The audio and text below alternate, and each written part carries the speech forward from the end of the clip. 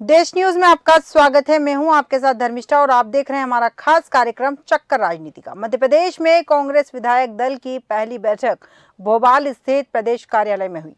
चुरहट विधायक अजय सिंह ने कहा, बैठक में एक लाइन का प्रस्ताव पारित हुआ है कि नेता प्रतिपक्ष का फैसला दिल्ली हाईकमान करेगा। कांग्रेस के प्रदेश प्रभारी रणदीप सुरजेवाला और स्क्रीनिंग कमेटी के अध्यक्ष जितेंद्र सिंह ने विधायकों से 1-to-1 चर्चा की।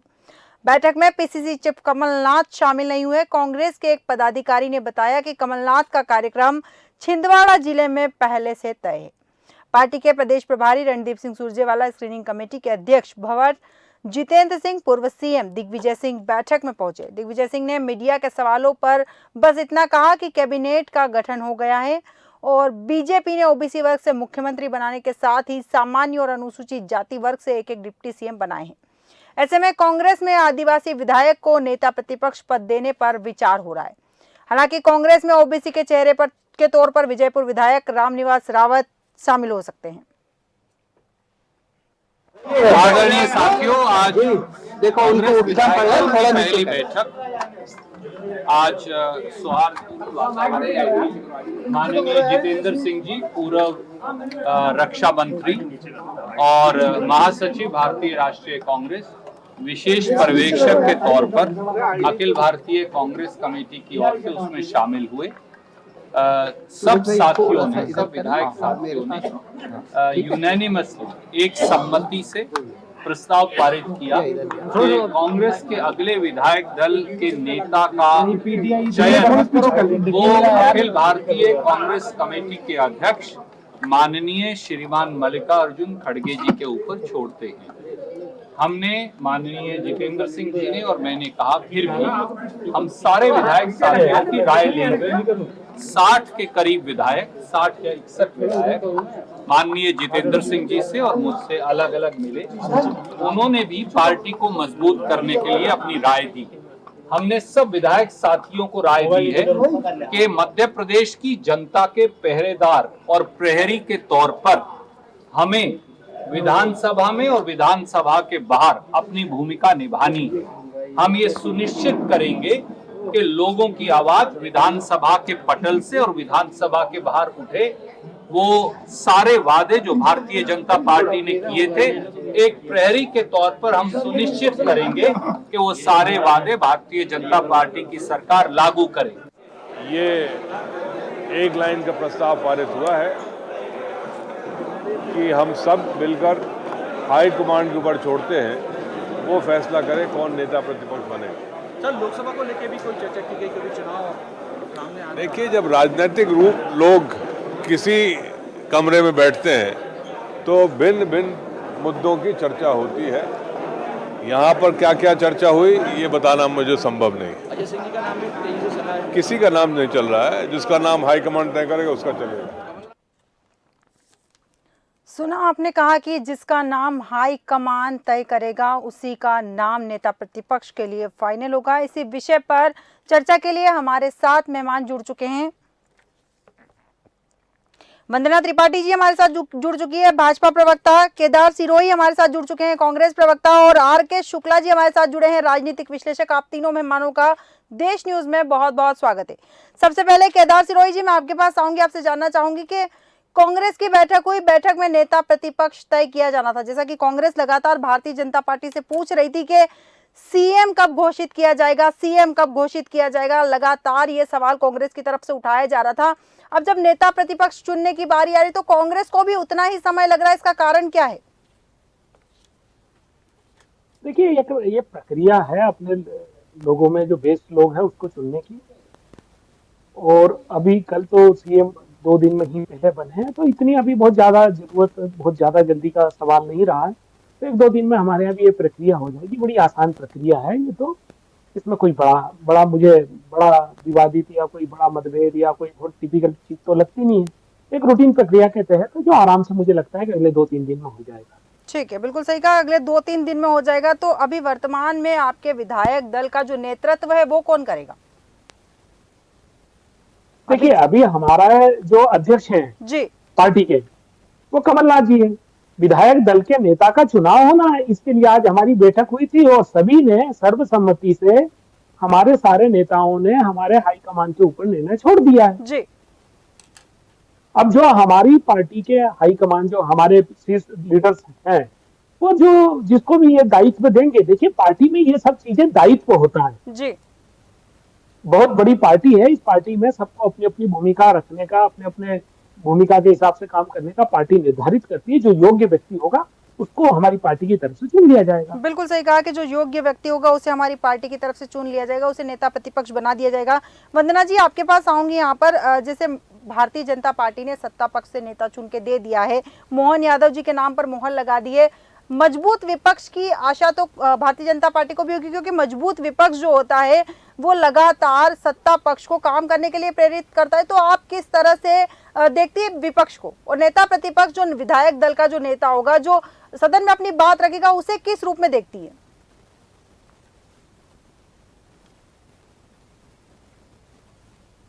वंदना जी तक। पैनलिस्टों को नमस्कार। देखिए, सबसे ज्यादा खुशी की बात तो ये है, हेलो जी आवाज आ रही है मेरी? जी जी वंदना जी।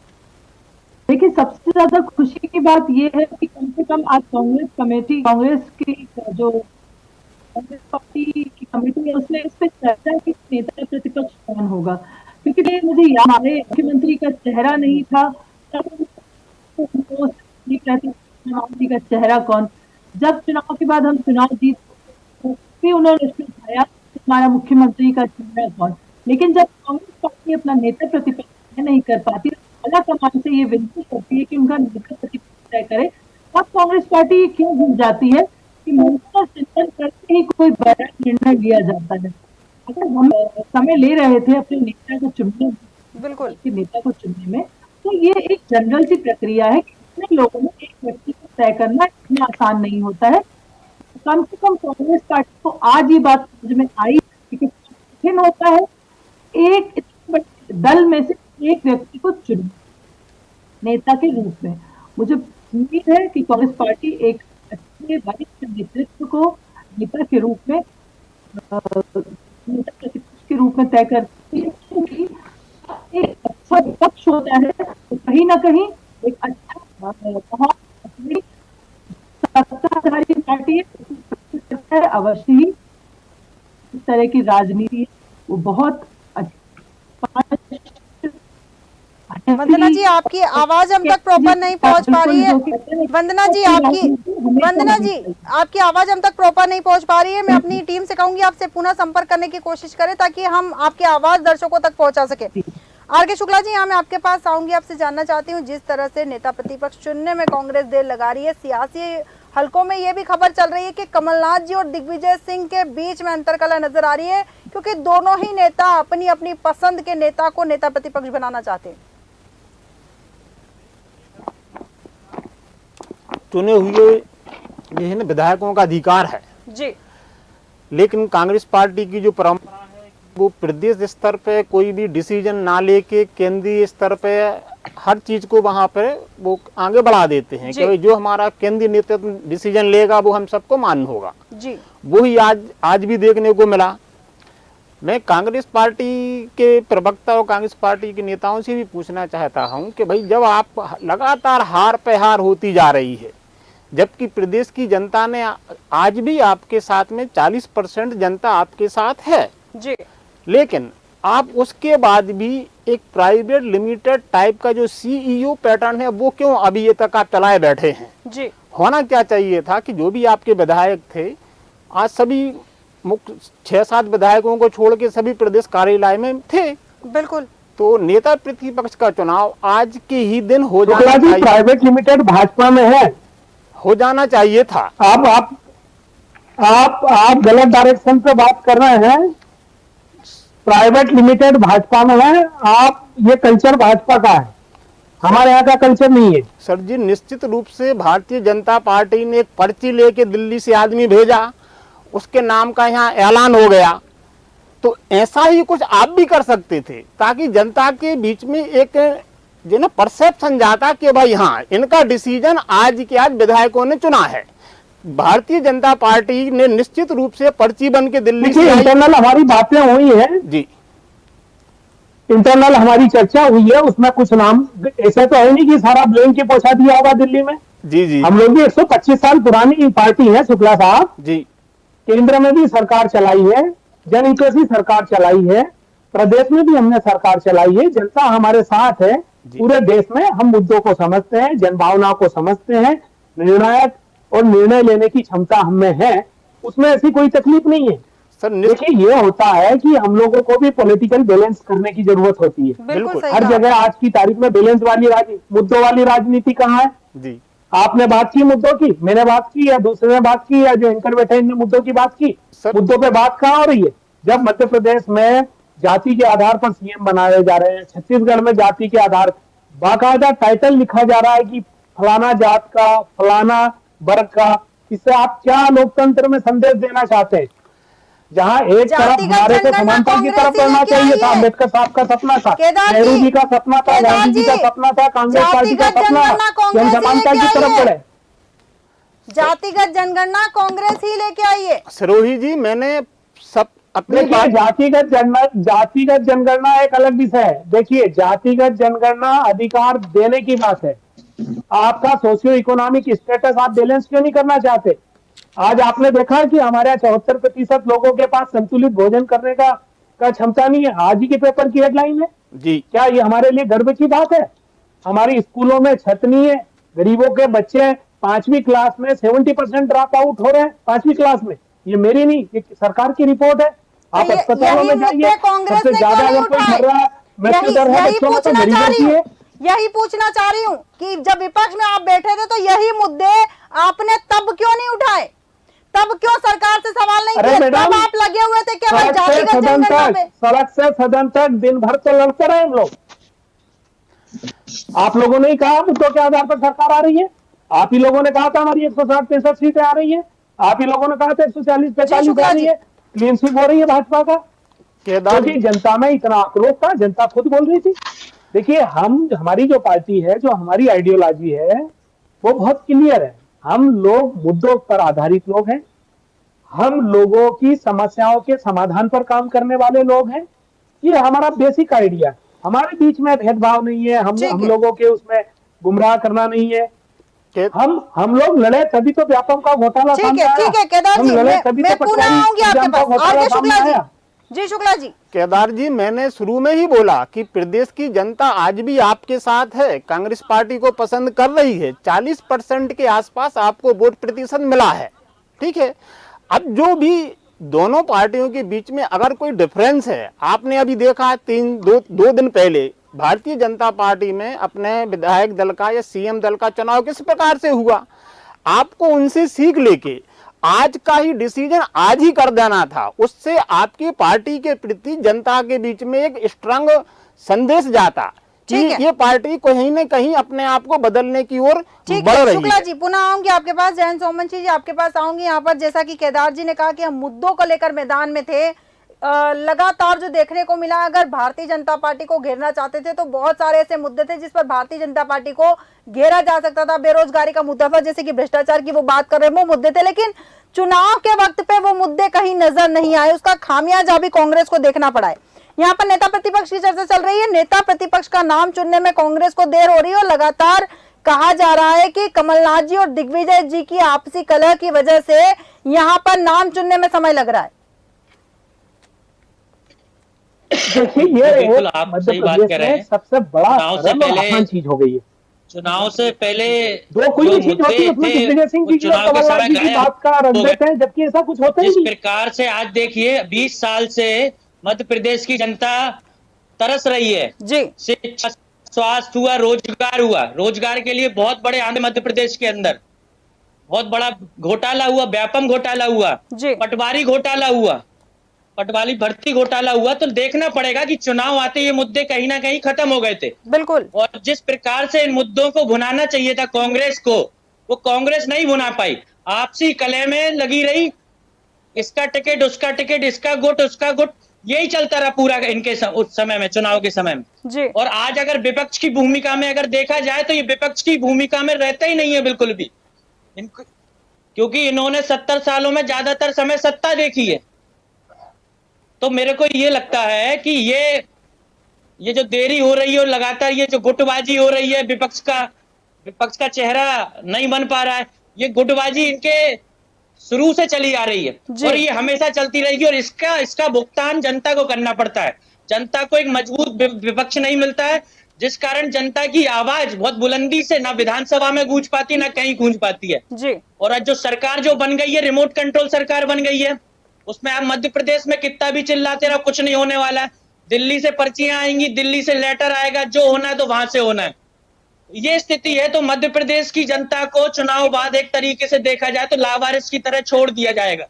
ये स्थिति दिख गई। अगर मजबूत विपक्ष नहीं मिल पाया, सड़क से लेके संसद से लेके विधानसभा तक मजबूत विपक्ष चाहिए और इनको कला खत्म कर सोम जी, हम आपसे वादा करते हैं आपको 5 साल हम लोग बिल्कुल जमीन पे दिखेंगे और आपसे वादा करते हैं, ये आज मेरी वाइट को आप साथ में रख लीजिएगा, आपको तगड़े रूप में हम लोग दिखेंगे, हर एक मुद्दे पे हम लड़ते हुए दिखेंगे। पहले भी लड़े हैं, हाईलाइट नहीं हुए हमारे मुद्दे, ये आपको मानना पड़ेगा। आज किस तरीके का देश में अंकुश है, मीडिया के ऊपर बातें छपती नहीं है, मुद्दे उठाए नहीं हर जगह हम लोग लड़ रहे हैं। पटवारी घोटाले में जिनका सबसे बड़ा नाम आ रहा था, एक तरीके से मुख्यमंत्री थे, उनको मुख्यमंत्री बना दिया। कोई आपके बड़े नेताओं ने कोई कुछ भी नहीं बोला, कोई प्रतिक्रिया नहीं दी, उल्टा आप उन्हें गुलदस्ता देके बधाई देने जा रहे हैं। जिन्होंने युवाओं का रोजगार खत्म कर दिया, कैरियर खत्म कर दिया, आपके कमलनाथ जी उनको गुलदस्ता देने जाते हैं। देखिए, यह कर्टेसी है लोकतंत्र में। अगर आपके दिल्ली में आपके केजरीवाल जी नहीं जाते हैं क्या मिलने नहीं जाते हैं क्या? अगर ऐसा गलत व्यक्ति है क्यों जा रहे बताइए ना। आपके जो पंजाब के मुख्यमंत्री, हरियाणा के मुख्यमंत्री के पास 60 गांठ मिला के प्रदेश में 5 साल काटना चाहते हैं। जनता मतलब ये 60 गांठ जो है वो आप उधर कर रहे हैं, उसमें नहीं दिख रही आपको? ये तो प्रदेश में कोई लक्ष्य लगाने वाली बातें हो रही क्या? लोकतांत्रिक है, कोई व्यक्ति बनता है तो उसका स्वागत है। पिछली बार शिवराज जी भी आए थे। आपके लोग बोलते तो कम से कम हमारे नेताओं से मिलते हैं, हमारे नेता आपके नेता प्रेस कॉन्फ्रेंस नहीं, लोकतंत्र का आप विपक्ष की भूमिका कैसे निभाएंगे, मेरे को वही बताइए ना। ये तो विपक्ष की भूमिका अब विपक्ष की भूमिका ही तो तय होनी है। ठीक है केदार जी, जयेंद्र जी, पुनः आपके पास आऊंगी, पुनः आऊंगी आपके पास। वंदना जी हमारे साथ जुड़ चुकी है। पुनः वंदना जी, कहा जा रहा है कि कांग्रेस के अंदर कलह के कारण और मतभेद के कारण नेता प्रतिपक्ष नहीं चुना गया है अभी तक। पहले तो मैं सभी को ये बताना चाहूंगी कि अब हमारा विधायक दल का मुखिया चुना जा चुका है, हमारे मुख्यमंत्री चुने जा चुके हैं और किस तरह से उन्होंने कल आगाज किया है। जब आगाज ऐसा है तो सोचिए अंदाज कैसा होगा। तो कल ही फुल फॉर्म में एक्शन मोड में हमारे मुख्यमंत्री और उप मुख्यमंत्री जी ने वल्लभ भवन से अपने कार्य की शुरुआत कर दी है और कुशल नेता के रूप में पहले दिन ही उन्होंने किस प्रकार से अच्छे अच्छे निर्णय लिए हैं, प्रदेश हित के निर्णय लिए हैं। तो इसीलिए मैं तो आशा करती हूं कि विपक्ष जो है हमारा, नेता प्रतिपक्ष एक बहुत ही अच्छे और कुशल संगठक को चुने, जो व्यक्ति जनता की आवाज बन सके, जो व्यक्ति सत्ता से प्रश्न पूछ सके, क्योंकि कहीं ना कहीं जिस तरह से सत्ता की अपनी भूमिका होती है, उसी प्रकार से विपक्ष की भी एक बहुत अहम भूमिका होती है प्रदेश के सरकार और राजनीति को चलाने में। कांग्रेस पार्टी जो हमेशा ये प्रश्न पूछती आती थी कि भारतीय जनता पार्टी अपना मुख्यमंत्री का चेहरा क्यों नहीं तय कर पा रही, तो आज मैं ये पूछना चाहूंगी कांग्रेस पार्टी से एक प्रश्न कि ये बताइए कि जब हम अपना मुख्यमंत्री का चेहरा तय नहीं कर रहे थे या हम बता नहीं रहे थे कि हमारे मुख्यमंत्री का चेहरा कौन होगा, तब आप लोग बार बार ये प्रश्न करते थे कि दिल्ली के आपके आला कमान तय करेंगे या आपका प्रदेश का संगठन तय करेगा।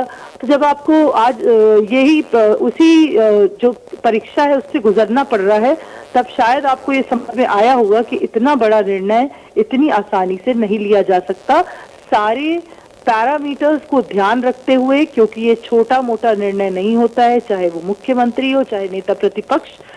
एक ऐसे व्यक्ति को चुना जा सकता है जो 5 साल तक जनता की आवाज बन सके। इसीलिए कांग्रेस पार्टी, आप बार बार भारतीय जनता पार्टी पे इल्जाम ना लगाया करें, क्योंकि आप अगर आज उसी मंथन और चिंतन के दौर से गुजर रहे हैं तो आपको ये बात समझ में आ गई होगी कि जब नेता प्रतिपक्ष चुनने में इतना समय लगता है, तो आप खुद सोचिए कि इतने बड़े प्रदेश का विधायक दल का नेता चुनने में समय क्यों लग रहा था। बिल्कुल बिल्कुल सही कहा आपने वंदना जी कि नेता प्रतिपक्ष चुनने में समय लग रहा है, तो सीएम चुनने में तो डेफिनेटली समय लगेगा। शुक्ला जी, यहाँ आपके पास आऊंगी। बैठक में कमलनाथ जी मौजूद नहीं थे और उनके साथ ही छिंदवाड़ा के जो बाकी के विधायक थे वो भी मौजूद नहीं थे। कुछ खास कारण है इसका उनके मौजूद ना होने का? निश्चित रूप से जैन कमलनाथ जी का ना आना तो व्यक्तिगत कारण हो सकता है कि वो और कहीं व्यस्त थे, लेकिन उनके जिले से समस्त कांग्रेसी विधायकों का नदारद रहना जी कहीं न कहीं एक प्रश्नवाचक निशान लगाता है। और यही मैं शुरू में बोलना चाह रहा था, केदार भाई हमारी बात को बीच में काटते हुए बोल पड़े। मैं कांग्रेस पार्टी के लिए ही बोल रहा था कि जनता आपके साथ है, आपको इतना वोट प्रतिशत मिला है, अब आपको जरूरत है कि नेता प्रतिपक्ष हो या अपना प्रदेश अध्यक्ष हो, जिसको भी आप रखना चाहें वो आपका निजी मामला है, उसमें आप विलंब ना करें। जनता के बीच में आपकी तरफ से एक संदेश जाना चाहिए कि ठीक है ये बार हम हारे हैं, लेकिन हम अभी थके नहीं हैं, हम अपनी तरफ से पार्टी नेता प्रतिपक्ष की और विरोधी पार्टी का पूर्ण कर्तव्य करने के लिए तैयार हैं, और उसका उदाहरण आज आपको देना चाहिए था। भारतीय जनता पार्टी ने 6-7 दिन लगा दिए अपना मुख्यमंत्री चुनने में। आप उनके पास विधायक ज्यादा थे, उनकी अपनी निजी जिन्हें संतुलन बनाना था जातिगत तो आंचलिक हो वो उनका मामला था। कम से कम कांग्रेस पार्टी को आज ही के आज नेता प्रतिपक्ष का चयन करके जनता के बीच में अच्छा संदेश देना चाहिए था। वो आने वाले समय में कांग्रेस पार्टी को निश्चित रूप से फायदेमंद होता। बिल्कुल सही कहा आपने कि आज ही अगर नेता प्रतिपक्ष का फैसला हो जाता, क्योंकि कांग्रेस भी जिस तरह भारतीय जनता पार्टी का कहती है कि भारतीय जनता पार्टी का सारे निर्णय आला कमान लेता है, रिमोट कंट्रोल की सरकार जैसा कि भारतीय जनता पार्टी को लगातार कहा जाता है, कांग्रेस के भी अधिकतर जो निर्णय है उनके हाईकमान लेते हैं। इस पर क्या कुछ कहेंगे केदार जी आप?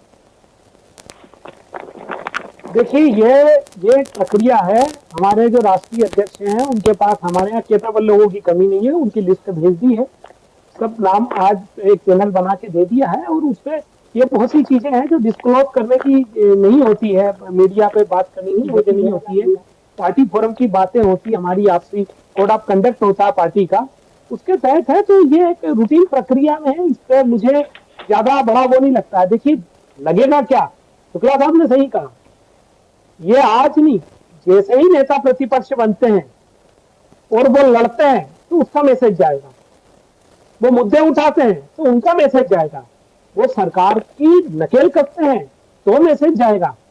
हमें जनता का जन कल्याण देखना है, हमें सरकार का जो कमिटमेंट होता है, सरकार लोकतांत्रिक देश में सरकार जनता क्यों बनाती है, जनता के द्वारा क्यों बनाई जाती है, ये राजतंत्र से हम लोकतंत्र में क्यों आए। हम वो जो जरूरतमंद है उस तक उसकी जरूरत को डिलीवर कराना, यही सरकार का काम है, इससे बड़ा काम तो कुछ भी नहीं है।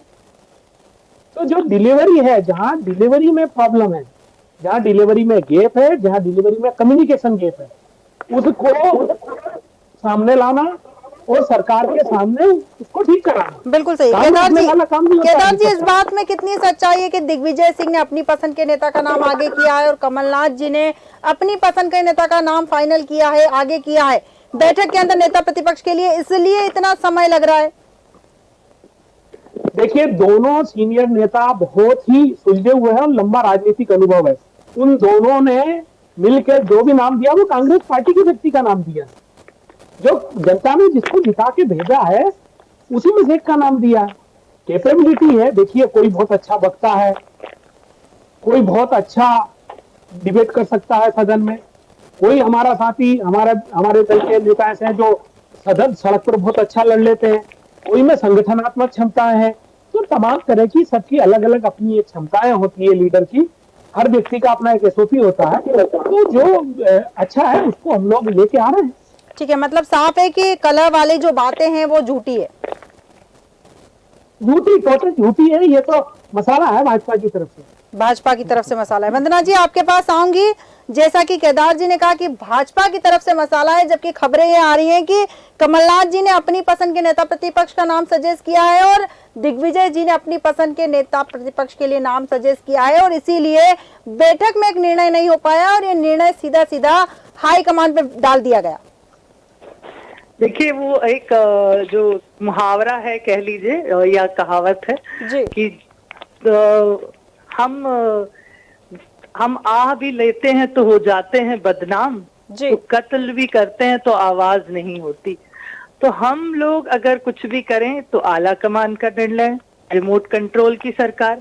जबकि आपने देखा कि किस तरह से भारतीय जनता पार्टी ने एक जमीनी कार्यकर्ता को, जो कि 3 बार के विधायक हैं, जी। एक युवा ऊर्जावान नेता हैं, उन्हें किस प्रकार से मुख्यमंत्री चुना। आपको पता होगा ये कहानी कि जिस दिन माननीय डॉक्टर मोहन यादव जी को मुख्यमंत्री के रूप में तय किया गया, जी। उस दिन वो चौथी पंक्ति में बैठे हुए थे और वहां से बुलाकर माननीय शिवराज सिंह चौहान जी ने उन्हें अपने विधायक दल के नेता के रूप में चुना। बिल्कुल। तो ये है भारतीय जनता पार्टी, जहां एक जमीनी कार्यकर्ता, अगर वो कर्मठ है, अगर वो अच्छे से कार्य कर रहा है, जनहित में कार्य कर रहा है, तो कहीं ना कहीं एक तीसरी आंख है जो उसे देख रही है और जो उसके कार्यों को सराहेगी। ये कांग्रेस पार्टी नहीं है जहां पे एक परिवार उस पार्टी को चलाता है केंद्र पे, और मध्य प्रदेश में 2 व्यक्ति उस पार्टी को चलाते हैं, दिग्विजय जी और कमलनाथ जी। सारा रिमोट कंट्रोल ऊपर केंद्र में एक व्यक्ति के पास और नीचे 2 व्यक्तियों के पास। इसके अलावा ना कोई अपना मत रख सकता, ना कोई आपकी डिबेट देख रहे हैं, मतलब उनको कर्मचारी बन चुकी है दिग्विजय सिंह और कमलनाथ जी की मध्य प्रदेश में। जो वो चाहेंगे वो चुनाव लड़ेगा, जिसको वो चाहेंगे उसे टिकट मिलेगा। इन लोगों की यही तुष्टीकरण की राजनीति, यही परिवारवाद की राजनीति ने कांग्रेस पार्टी को इस कदर बर्बाद कर दिया है कि आज कांग्रेस पार्टी इतनी कम सीटों पर सिमट गई है। ठीक है। अगर कांग्रेस पार्टी में नए युवा चेहरों को अगर मौका दिया होता तो 100 का आंकड़ा कांग्रेस पार्टी अवश्य छू लेती। ठीक है वंदना जी, पुनः आऊंगी आपके पास। जी और दिग्विजय जी बंटाधार करने में लगे। बिल्कुल बिल्कुल, पुनः आऊंगी आपके पास। जयंत सोमवंशी जी, यहाँ आपसे अंतिम प्रतिक्रिया चाहूंगी। यहाँ पर मैं जिस तरह से मजबूत विपक्ष की यहाँ बात हो रही है, अगर कांग्रेस मजबूत विपक्ष के तौर पर नहीं उभर पाई तो क्या आम आदमी पार्टी विपक्ष की भूमिका निभाएगी यहाँ पर? देखिए बिल्कुल, इस बार हमारे विधायक तो नहीं आ पाए हैं, लेकिन सड़क की जो भूमिका है वो हम पूरी की पूरे मध्य प्रदेश में निभाएंगे। और आपने देखा भी होगा लगातार पिछले सालों में और 2018 के पिछले सालों में लगातार हमने बिजली हुआ, जो हमारे मुद्दे हैं, मूलभूत सुविधाएं, लोगों की बिजली, स्वास्थ्य, शिक्षा, रोजगार, एक मॉडल हमने दिल्ली में खड़ा किया, पंजाब में खड़ा किया। उनको लेके हम बहुत मुखर रहते हैं और उसको लेके जनता की लड़ाई हम सड़क पे बिल्कुल पूर्ण रूप से लड़ेंगे। कांग्रेस भले ही नहीं लड़े, लेकिन सड़क पे हम जरूर लड़ेंगे। बिल्कुल बिल्कुल सही कहा कि नेता, विधायक, मंत्री, मुख्यमंत्री, बिल्कुल सही कहा आपने कि चाहे आपके विधायक नहीं है, लेकिन विपक्ष की भूमिका का निर्वहन आप बहुत निष्ठा और ईमानदारी से करेंगे। वंदना जी, केदार जी, जयेंद्र जी और आर के शुक्ला जी, आप चारों मेहमानों का हमारे साथ चर्चा में शामिल होने के लिए बहुत बहुत धन्यवाद। जैसा कि चारों मेहमानों से चर्चा हुई, सबने अपनी अपनी राय रखी। हालांकि बैठक के अकॉर्डिंग अगर देखा जाए तो पार्टी के सूत्र बता रहे हैं कि नेता प्रतिपक्ष के चयन में भी कमलनाथ जी अपनी मनमानी करना चाहते हैं, इसलिए वे गुरुवार को बैठक में नहीं पहुंचे। सबसे बड़ा कारण यही बताया जा रहा है। दूसरा कारण बताया जा रहा है कि दिग्विजय सिंह जी अपनी पसंद के नेता को नेता प्रतिपक्ष बनाना चाहते हैं और इसी आपसी अनबन की वजह से आज नेता प्रतिपक्ष तय नहीं हो पाया। अब देखना दिलचस्प होगा कि भारतीय जनता पार्टी को विपक्ष का नेता कब मिलता है। हमारे आज के खास कार्यक्रम में फिलहाल इतना ही। आप बने रहिए देश न्यूज के साथ।